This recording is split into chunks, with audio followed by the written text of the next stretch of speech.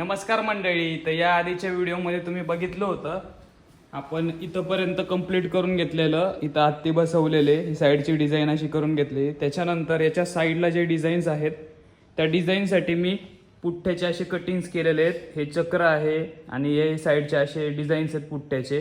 त्याच्यानंतर इथं एक परीसारखं एक चित्र आहे, त्याच्यानंतर एक हनुमानासारखं चित्र आहे आणि सेम डिझाईन आपण इथं पण करणार आहे.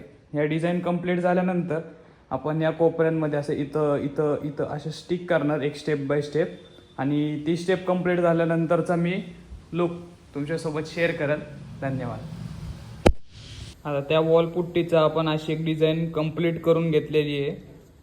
या साईडने मी ब्लेडनी प्रेस करून करून डिझाईन बनवलेली आहे आणि ह्या छोट्या छोट्या पाकळ्या बनवण्याचा प्रयत्न केलेला आहे. आणि अशा प्रकारे एक डिझाईन कंप्लीट झालेली आहे आणि बाकीच्या डिझाईन्सला पण आपण तसंच कंप्लीट करून फायनल लुक जो येतोय तो लुक मी तुमच्या